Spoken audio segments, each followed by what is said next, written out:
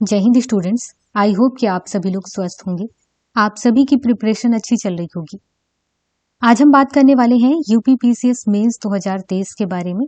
देखिए, मेंस के सिलेबस में काफी सारी चीजें चेंज कर दी गई हैं, तो इसलिए हम पूरे सिलेबस के बारे में ही बात करने वाले हैं और ये 2023 के नोटिफिकेशन के अकॉर्डिंग ही है सब कुछ।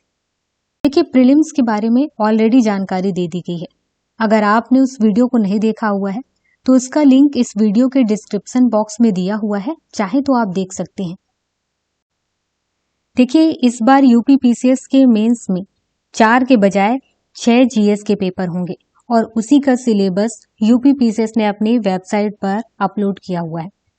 इसके साथ ही इससे पहले क्या होता था कि ऑप्शनल सब्जेक्ट रहता था, अब ऑप्शनल सब्जेक्ट को हटा दिया गया है। उसी के जगह पर 2 और जीएस के पेपर जोड़ दिए गए हैं। सबसे पहले बात करते हैं जीएस फर्स्ट के बारे में। जीएस फर्स्ट में कहा गया है कि भारतीय संस्कृति के इतिहास में प्राचीन काल से आधुनिक काल तक के कला, रूप, साहित्य एवं वास्तुकला के महत्वपूर्ण पहलू शामिल होंगे। इसका मतलब है कि आपको एंशिएंट, मिडाइवल और मॉडर्न ये तीनों हिस्ट्री को उठाना है और उनका उस पार्ट को पढ़ना है जिसमें कला के बारे में बताया गया है, जिसमें साहित्य के बारे में बताया गया है, जिसमें मूर्ति कला, चित्रकला इनके बारे में बताया गया है। मतलब कि संस्कृति से रिलेटेड जो भी जानकारियां दी गई हैं उनकी जानकारी आपको होनी चाहिए। इसके बाद दूसरे पॉइंट में कहा है आधुनिक भारतीय इतिहास, मॉडर्न हिस्ट्री उठाएंगे 1757 ईस्वी से 1947 तक, इतने के बीच जो घटनाएं हुई हैं जिनमें महत्वपूर्ण घटनाएं, व्यक्तित्व एवं समस्याएं इत्यादि। इसका मतलब है कि 1757 ईस्वी से 1947 के बीच जो भी इंपॉर्टेंट घटनाएं हुई हैं, इनमें जो जो लोग शामिल हुए हैं, जो जो प्रॉब्लम्स आई हैं, जो इंपॉर्टेंट है, उनको आपको पढ़ना है।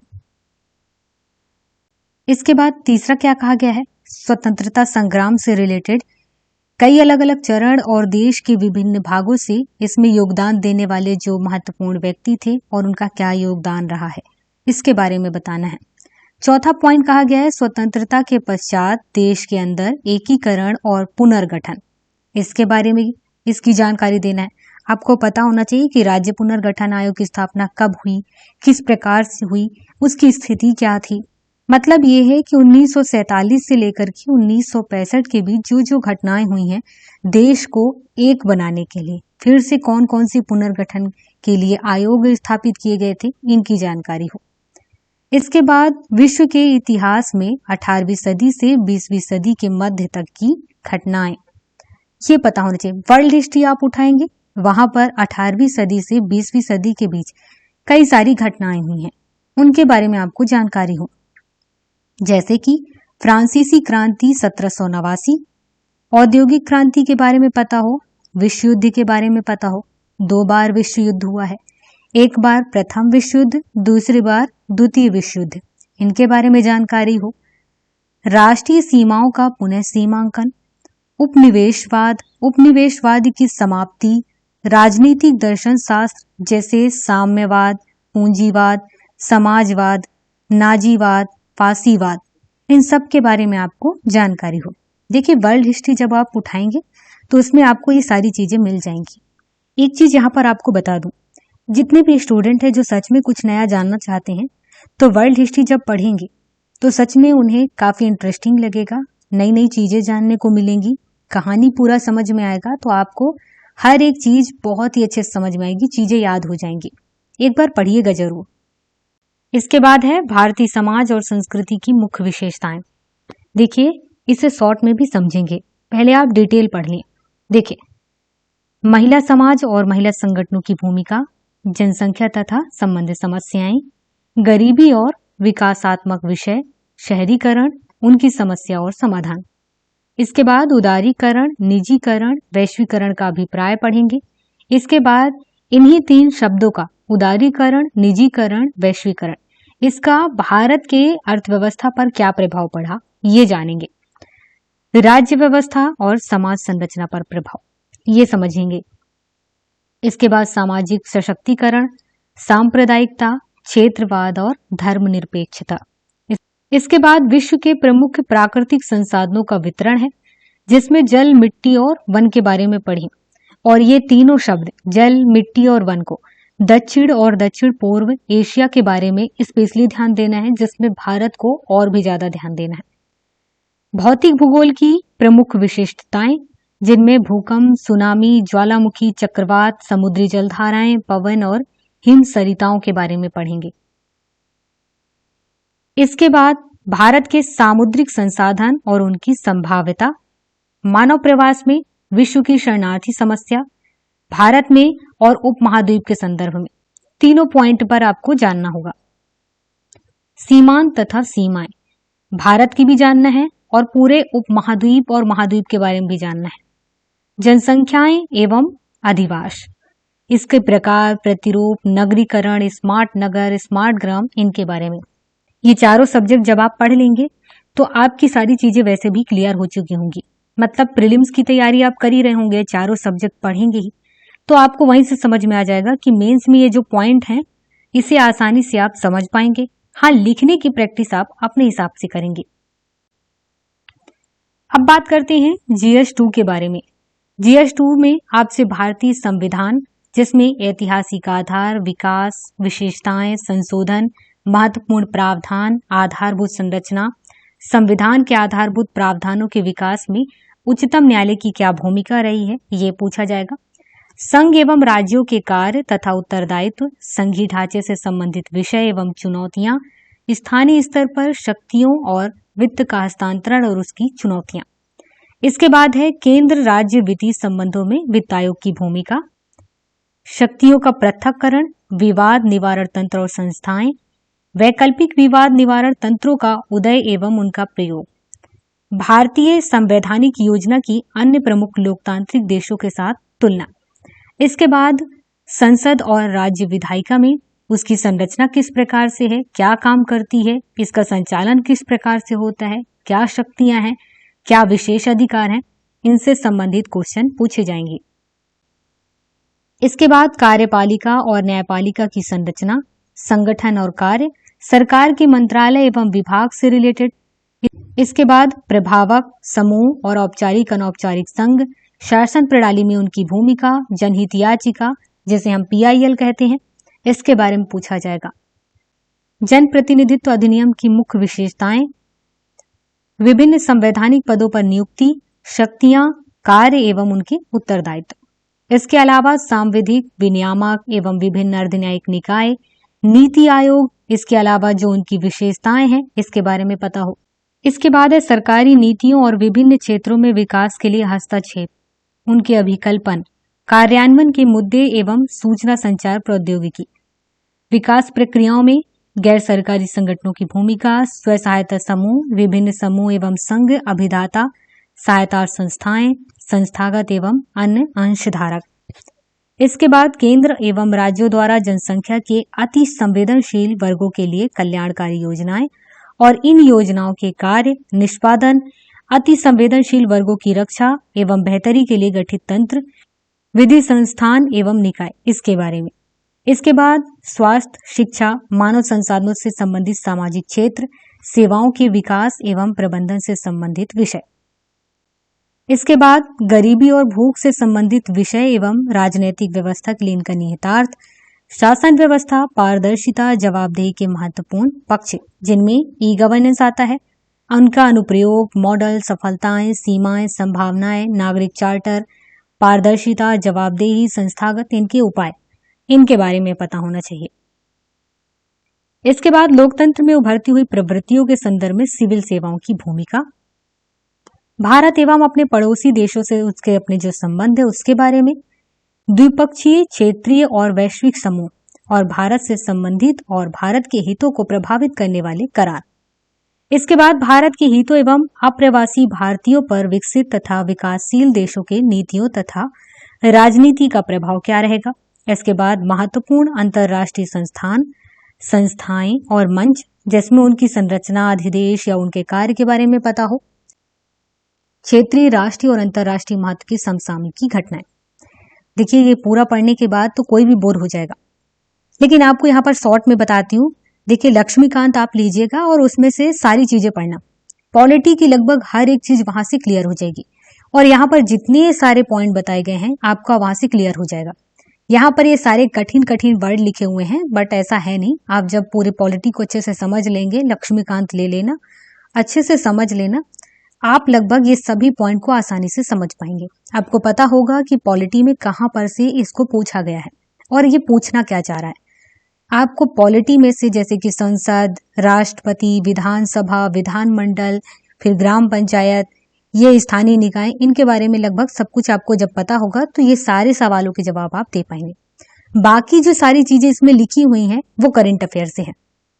अब हम बात करते हैं जीएस थर्ड के बारे में। जीएस थर्ड में सबसे पहले पूछा जाएगा भारत में आर्थिक नियोजन, उसका उद्देश्य और उपलब्धियां क्या रही हैं। इसके बाद नीति आयोग की क्या भूमिका है। इसके बाद सतत विकास लक्ष्य, जिसे एसडीजी शॉर्ट में कहा जाता है, इसमें 17 लक्ष्य हैं, इसके बारे में आपको पता होना चाहिए। इसके बाद गरीबी के मुद्दे, बेरोजगारी, सामाजिक न्याय, समावेशी विकास, सरकार के बजट के अवयव और वित्तीय प्रणाली। मतलब कि इकोनॉमी की बात चल रही तो गरीबी से रिलेटेड मुद्दे और बेरोजगारी की तो बात होगी, लेकिन बेरोजगारी कितने टाइप की होती है इसके बारे में पता होना चाहिए। सरकार बजट जारी करती है, किस पर ध्यान देती है, इस बजट का क्या रोल होता है, ये पता होना चाहिए। हर साल सरकार बजट जारी करती है, उसमें क्या बदलाव करती है, किस फील्ड में ज्यादा ध्यान दी हुई है, ये सब पता होना चाहिए। प्रमुख फसलें, विभिन्न प्रकार की सिंचाई विधि, सिंचाई प्रणाली, कृषि उत्पाद का भंडार, ढुलाई एवं विपणन, किसानों की सहायता हेतु ई तकनीकें। अब देखिए, जियोग्राफी जब पढ़ेंगे तो वहां पर ये तो जाने ही रहेंगे कि कई टाइप की फसलें होती हैं। फिर उसके अलावा सिंचाई किस टाइप से की जाती है, कितने टाइप की सिंचाई होती है, ये सब पता होगा। अब सरकार इसमें क्या प्रयास कर रही है, ये स्पेशली पता होना चाहिए, वही यहाँ पर कहा गया है। इसके बाद अप्रत्यक्ष एवं प्रत्यक्ष कृषि अनुदान, मतलब कि डायरेक्टली कृषि में सब्सिडी दिया जाता है, इनडायरेक्टली भी दिया जाता है, वो दोनों टाइप की चीजें पता होनी चाहिए।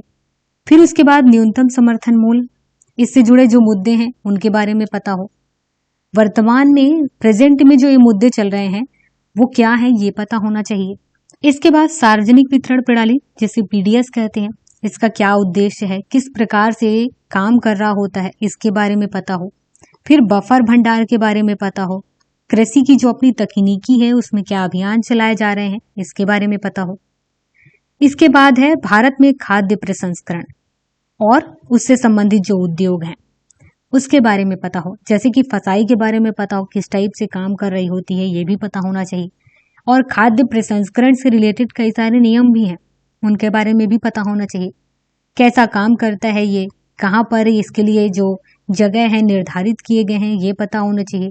क्यों जरूरी है, ये पता होना चाहिए। भारत में स्वतंत्रता के पश्चात भूमि सुधार, भारत में वैश्वीकरण, उदारीकरण के प्रभाव, औद्योगिक नीति में परिवर्तन और उनके औद्योगिक विकास पर प्रभाव, ये पता होना चाहिए। इसके बाद आधारभूत संरचना कौन कौन सी है, ऊर्जा, बंदरगाह, सड़क, विमानपत्तन और रेलवे, ये इंपॉर्टेंट है। इसके अलावा और भी कुछ चीजें हैं, इसीलिए आदि लिख दिया गया है, इनके बारे में स्पेशली पता होना चाहिए। विज्ञान प्रौद्योगिकी में आपको विकास, राष्ट्रीय सुरक्षा में भारत की विज्ञान एवं प्रौद्योगिकी नीति का दैनिक जीवन में जो अनुप्रयोग होता है उसके बारे में पता हो। देखिए, ये लिखा हुआ ऐसे कठिन शब्दों में, लेकिन जनरली आप जैसे जैसे प्रैक्टिस करते जाएंगे, चीजों की जानकारी रखेंगे, आपको समझ में आने लगेगा। विज्ञान एवं प्रौद्योगिकी, साइंस एंड टेक्नोलॉजी में भारतीयों की जो उपलब्धियां हैं, प्रौद्योगिकी का स्वदेशीकरण देख रहे होंगे। डेली कुछ ना कुछ इंडिया में ऐसा होता है जहां पर कहा जाता है कि हमने अपने ही देश में अपने टेक्नोलॉजी से इसे निर्माण किया है। वो टेक्नोलॉजी क्या है, किस प्रकार से किया, ये जानकारी होनी चाहिए। बहुत डिटेल में नहीं जाना है, बेसिक आपको पता होना चाहिए बस। जो नए टेक्नोलॉजी हैं उनका विकास किस प्रकार से हो रहा है, किस तरीके से इनका ट्रांसफर हो रहा है, मतलब टेक्नोलॉजी से रिलेटेड जो बेसिक नॉलेज है वो पता हो। सूचना एवं संचार प्रौद्योगिकी, अंतरिक्ष प्रौद्योगिकी, कंप्यूटर ऊर्जा स्रोत, नैनो प्रौद्योगिकी, सूक्ष्म जीव विज्ञान, जैव प्रौद्योगिकी क्षेत्र में जागरूकता। इसके अलावा बौद्धिक संपदा अधिकारों और डिजिटल अधिकारों से संबंधित जो मुद्दे हैं, ये काफी इंपॉर्टेंट है, क्योंकि ये तो हमेशा ही पूछा ही जाता है कहीं ना कहीं से घुमा करके, और पता भी होना चाहिए बौद्धिक संपदा अधिकारों के बारे में। इसके बाद पर्यावरणीय सुरक्षा तथा पारिस्थितिकी तंत्र, वन्य जीवन संरक्षण, जैव विविधता, पर्यावरणीय प्रदूषण एवं क्षरण से संबंधित जो क्वेश्चंस है वो पूछे जाएंगे। अब आपदा में आपदा किस प्रकार से आती है, किन कारणों से आती है, कितने टाइप की होती है, इससे क्या उपाय होंगे, ये सब आपको लगभग पता होंगे और थोड़ी से जो इम्पोर्टेंट इंफॉर्मेशन है, तथ्य हैं, वो ऐड कर देना। इसके बाद अंतर्राष्ट्रीय सुरक्षा की चुनौतियां, जैसे कि आणविक प्रसार के मुद्दे, अतिवाद के कारण प्रसार, संचार तंत्र मीडिया की भूमिका, सामाजिक नेटवर्किंग, साइबर सुरक्षा के आधार, मनी लॉन्ड्रिंग और मानव तस्करी। देखिए, इनके बारे में आपको कहाँ से जानकारी होगी, जब आप डेली करंट अफेयर पढ़ेंगे, न्यूज़पेपर पढ़ेंगे, तो इनसे रिलेटेड कई सारे फैक्ट्स हैं जो न्यूज में आते रहते हैं। जैसे जैसे आपका बेसिक मजबूत होते जाएगा, ये चीजें आप पढ़ेंगे और आपको लगभग याद रहेंगी, और धीरे धीरे करके जब आप मेंस के लिए प्रैक्टिस करेंगे तो आप अपने जो आंसर हैं उनमें चीजें ऐड करते जाएंगे, चीजें आपको याद होने लग जाएंगी। इसके बाद है भारत की आंतरिक सुरक्षा की चुनौतियां, जिसमें आतंकवाद के बारे में, भ्रष्टाचार, बगावत और उससे रिलेटेड जो अपराध हैं उनके बारे में, सुरक्षा बलों की भूमिकाएं, प्रकार, शासन अधिकार, भारत का उच्च रक्षा संगठन। इसके अलावा कृषि, बागवानी, वानिकी, पशुपालन, मतलब कि जीएस थर्ड में स्पेशली ध्यान दिया जाएगा इकोनॉमिक में, लेकिन अगर आपको जियोग्राफी का नॉलेज है, इन्वायरमेंट का नॉलेज है, इकोलॉजी का नॉलेज है, तो इस पार्ट में इससे रिलेटेड सवाल भी आप जवाब दे पाएंगे। मतलब ऐसा नहीं है कि एक जीएस पार्ट में केवल एक ही सब्जेक्ट पूछा जाएगा, मिला करके पूछा जाएगा, बस टॉपिक बता दिया गया है। इसके बाद है जीएस 4। जीएस 4 में नीति शास्त्र और मानवीय अंत है, इससे रिलेटेड सवाल आएंगे। अभिवृत्ति से रिलेटेड, लोक प्रशासन में लोक सिविल सेवा मूल्य तथा उनकी नीति शास्त्र के बारे में पूछा जाएगा।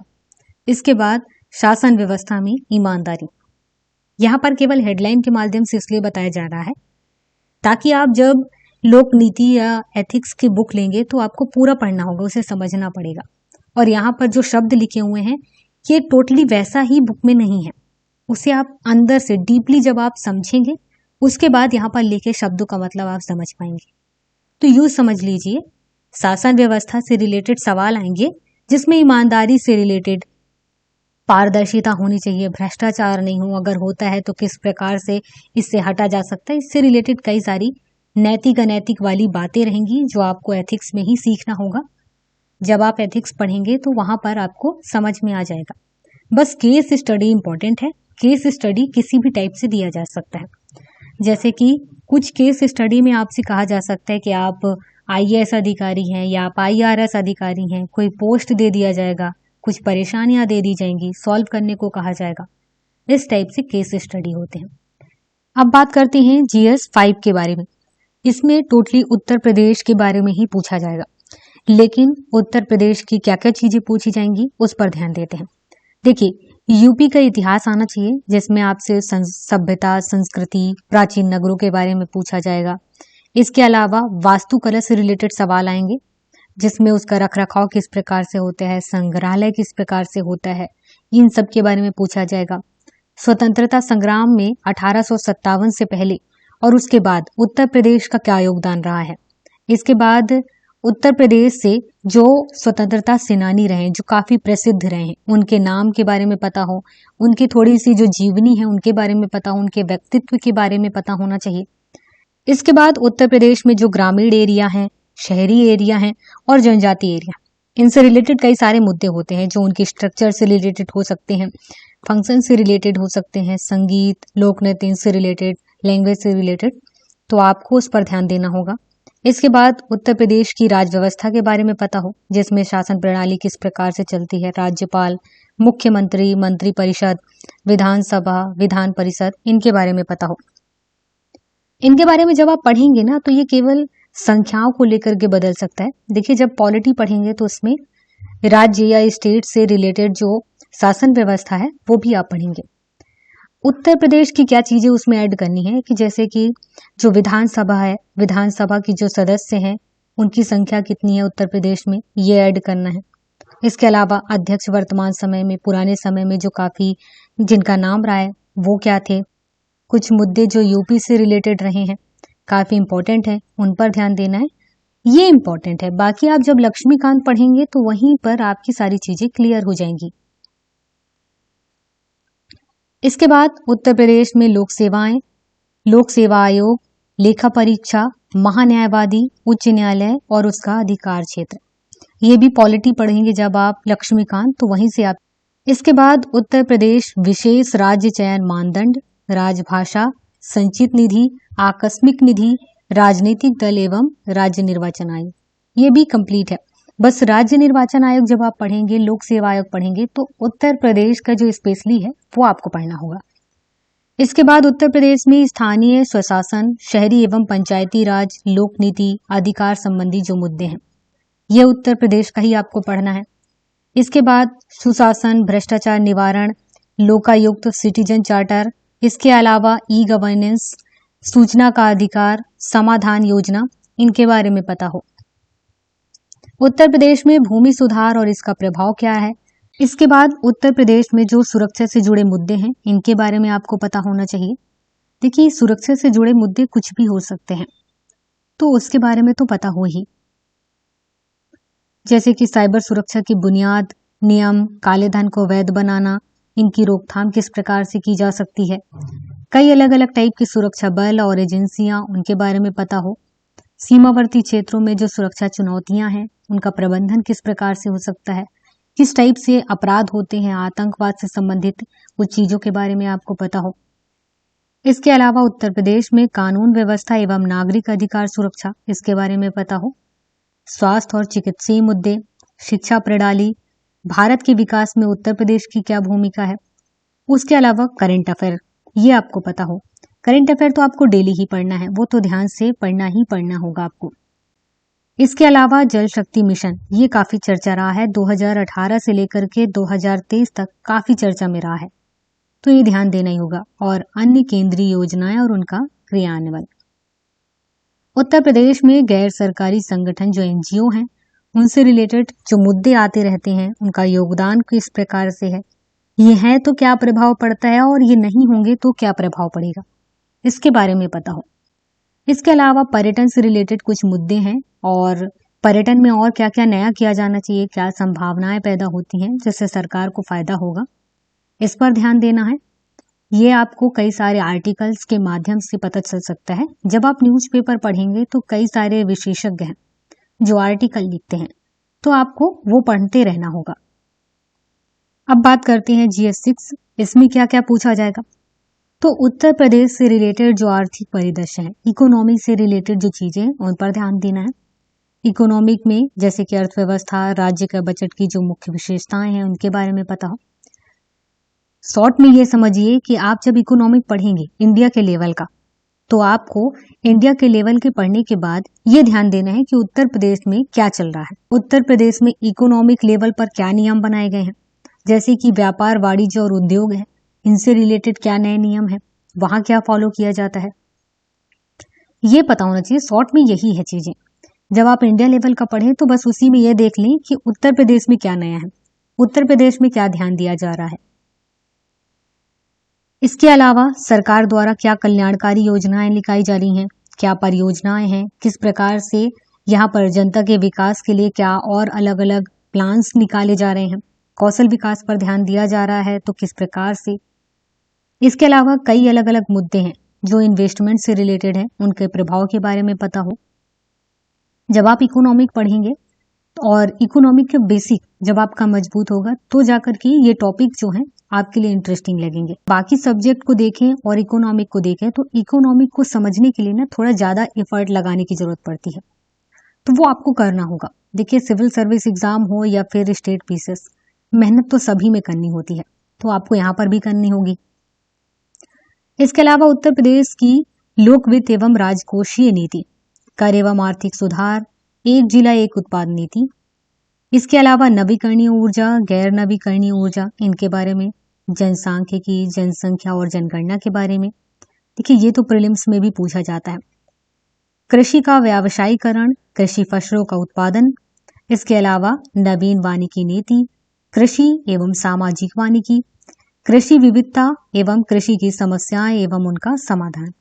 अभी तक इकोनॉमिक और पॉलिटी इन दोनों को ऐड करके सवाल पूछा जा रहा है, ध्यान देना यहाँ पे।